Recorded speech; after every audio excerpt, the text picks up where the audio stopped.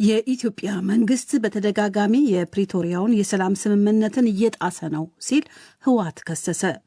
ጀርመንና ሌሎች ለዩናይትድ ስቴትስ ከፍተኛ ቁጥር ያላቸው ተሽከርካሪዎችንና የመኪና መለዋወጫ አቅራቢ ሀገራት ዶናልድ ትራምፕ በቅርቡ ባወጁት 25 በመቶ የታሪፍ ጭማሪ ላይ ተመጣጣኝ እርምጃ እንደሚወስዱ አስታወቁ። የደቡብ ሱዳን ምክትል ፕሬዝደንት ሪክ ማቻር በቁም እስር ላይ መሆናቸው የሀገሪቱን የእርስ በርስ ጦርነት ያስቆመውን የሰላም ስምምነት የሻረ ነው ሲል ፓርቲያቸው ተቃወመ። ዩናይትድ ስቴትስ ማቻር እንዲፈቱ ጠይቃለች። የአፍሪካ ህብረት በበኩሉ የማቻርን እስር አሳሳቢ ብሎታል። ዜናው በዝርዝር። የኢትዮጵያ መንግስት በተደጋጋሚ የፕሪቶሪያውን የሰላም ስምምነት እየጣሰ ነው ሲል ህወሓት ከሰሰ።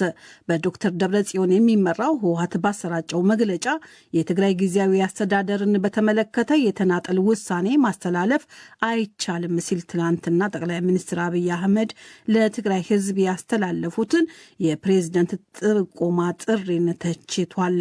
የፕሪቶሪያው የሰላም ስምምነት ከተፈረመ 2 ዓመት ቢያልፈውም በኢትዮጵያ መንግስት በኩል የስምምነቱ ወሳኝ ይዘቶችን ከመፈጸም ይልቅ በስምምነቱ የሌሉ ጉዳዮች በትግራይ ላይ በመጫን የሰላም ሂደቱን በሚጎዱ ተግባራት ላይ ተጠምዶ ይገኛል ሲል ህወሓት ወቅሷል።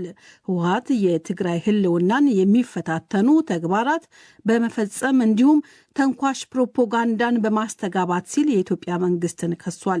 ለዚህም መንግስት ልክ የሌለው ሀብት አፍስሶ እየተንቀሳቀሰ ነው ሲል ህወሓት በመግለጫው ገልጾታል። ባለፈው ሳምንት ህወሓትና የኢትዮጵያ መንግስት ባደረጉት ግንኙነት የትግራይ ጊዜያዊ አስተዳደሩን ለ2 ዓመት እየመሩ የቆዩት አቶ ጌታቸው ረዳን በማንሳት አዲሱ የትግራይ ጊዜያዊ አስተዳደር ፕሬዝዳንት ጀነራል ታደሰ ወረደ እንዲሆኑ በህወሓትና በፌዴራል መንግስት መካከል መግባባት ተደርሶ እንደነበር ህወሓት አስታውቋል። ጠቅላይ ሚኒስትር አብይ አህመድ ለትግራይ ጊዜያዊ አስተዳደር አዲስ ፕሬዝዳንት ለመሾም የጀመሩትን ሂደት የፕሪቶሪያውን ስምምነት የሚጥስ አካሄድ ሲል ህወሓት ኮንኖታል። ጠቅላይ ሚኒስትር አብይ አህመድ ከ2 ዓመት በፊት የተቋቋመውን ጊዜያዊ አስተዳደር የሚመራ ፕሬዝዳንት ለመሾም የትግራይ ህዝብ እጩዎችን በኢሜይል እንዲጠቁም ጥሪ አቅርበዋል። አብይ ጥሪውን ያቀረቡት የፌዴራል መንግስት በክልሎች ጣልቃ እንዲገባ የሚፈቅድ በ1995 የወጣ አዋጅና ከ2 ዓመት በፊት ጊዜያዊ አስተዳደሩ የተመሰረተበትን ደንብ አጣቅሰው ነበረ። ህወሓት ግን ፌዴራል መንግስት የአቶ ጌታቸውን ተተኪ ለመምረጥ አግባብነት በሌላቸው ህጎች በመጠቀም ብቻውን እንደፈለገው ለመሄድ እየሰራ ይገኛል በማለት ተችቷል። ጊዜያዊ አስተዳደሩ በፕሪቶሪያ የተፈረመው ግጭት የማቆም ስምምነት ውጤት እንጂ የኢትዮጵያ መንግስት የተናጠል ውሳኔ ውጤት አይደለም ያለው ህወሓት ይህንን የሚጠቅስ እንቅስቃሴ እየተደረገ ይገኛል በማለት ተቃውሞታል።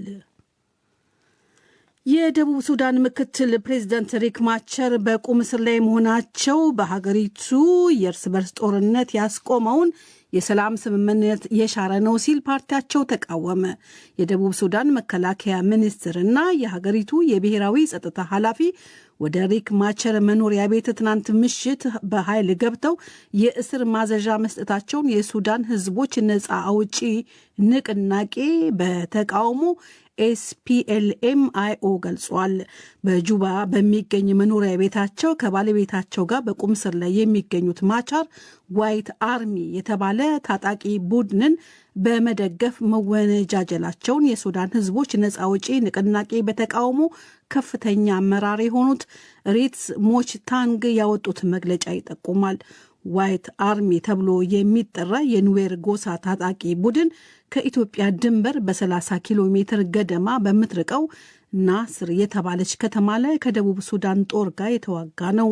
የሱዳን ህዝቦች ነጻ አውጪ ንቅናቄ በተቃውሞ ምክትል እንደተናገሩት የማቻር እስር በቀጥታ የሰላም ስምምነቱን አፍርሶታል። በዚህ ምክንያት የደቡብ ሱዳን የሰላምና የመረጋጋት ተስፋ አሁን ከፍተኛ አደጋ ላይ ወድቋል ብለዋል።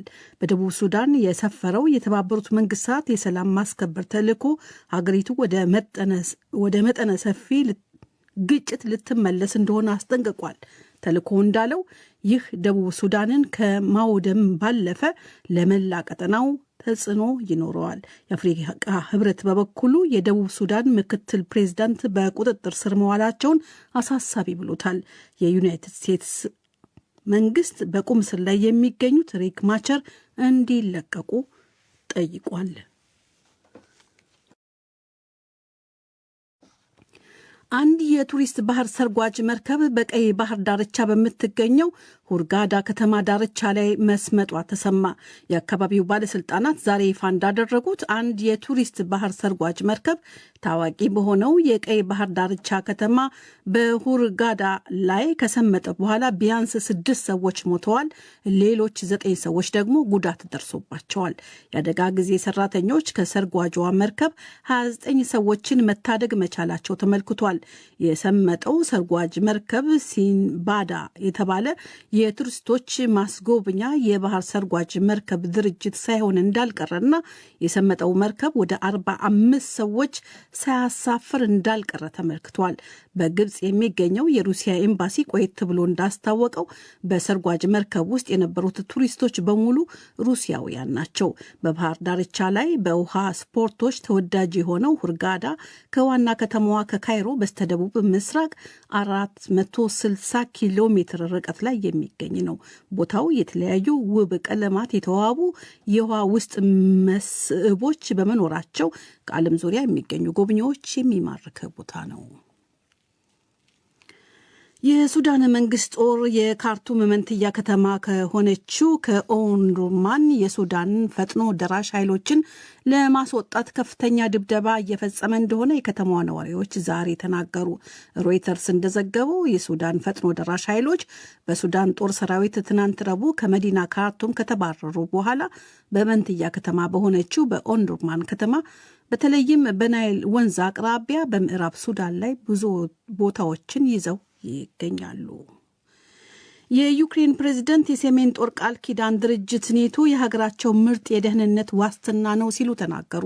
ዜሌንስኪ ዩናይትድ ስቴትስ ግን ይህንን ለመቀላቀልና ለዩክሬን ለመቆም ዝግጁ አይደለችም ብለዋል። የዩክሬኑ ፕሬዝደንት ይህንን የተናገሩት ትናንት ከፈረንሳዩ ፕሬዝደንት አማኑኤል ማክሮ ጋር ፓሪስ ላይ ከተገናኙ በኋላ ለአውሮፓ ጋዜጠኞች ቡድን በሰጡት መግለጫ ላይ ነው። ዩናይትድ ስቴትስ ከሞስኮ ጋር የምታካሄደው የውይይት ሚና ጦርነትን ለማስቆም ስምምነት ላይ ለመድረስ የሚደረግ ጥረት ነው ሲሉም ፕሬዝዳንት ዜሌንስኪ ተናግረዋል። የዩክሬኑ ፕሬዝዳንት አብዛኛው የአሜሪካ ሕዝብ ዩክሬንን የሚደግፍ በመሆኑ ምስጋናቸውን አቅርበዋል። ጀርመንና ሌሎች ለዩናይትድ ስቴትስ ከፍተኛ ቁጥር ያላቸው ተሽከርካሪዎችንና የመኪና መለዋወጫ አቅራቢ ሀገራት ዶናልድ ትራምፕ በቅርቡ ባወጁት የ25 በመቶ ጭማሪ ታሪፍ ላይ ተመጣጣኝ እርምጃ እንደሚወስዱ አስታውቀዋል። የዩናይትድ ስቴትስ ፕሬዚዳንት ዶናልድ ትራምፕ ወደ ዩናይትድ ስቴትስ በሚገቡ በሁሉም ተሽከርካሪዎች ላይ 25 በመቶ ታሪፍ ጭማሪ ይፋ ማድረጋቸውን ካስታወቁ በኋላ ነው አገራቱ ይህንን የተናገሩት። የታሪፍ ጭማሪው የመኪና መለዋወጫዎችን ሁሉ እንደሚመለከት ከአሜሪካ ፕሬዝዳንት ጽህፈት ቤት የወጣው መረጃ ያመለክታል። እርምጃው ከመጋቢት 24 ጀምሮ ተግባራዊ እንደሚሆን ትናንት ምሽት ላይ ፕሬዝዳንት ትራምፕ ማስታወቃቸው ይታወቃል። የአውሮፓ ህብረት ይህንን የትራምፕ እርምጃ በሚቀጥሉት ቀናት ከሌሎች እርምጃዎች ጋር እንደሚመረምር ፎንደር ላይን አስታውቀዋል። ዩናይትድ ስቴትስ እስካሁን ድረስ ከአውሮፓ ህብረት የሚመጡ መኪናዎች ላይ 2.5 በመቶ ግብር ብቻ የጣለች ቢሆንም አውሮፓ ህብረት ግን በዩናይትድ ስቴትስ የመኪና ምርት ላይ 10 በመቶ ግብር እየጠየቀ መሆኑ ይታወቃል። ይህ ዶይቼ ቬለ ነው።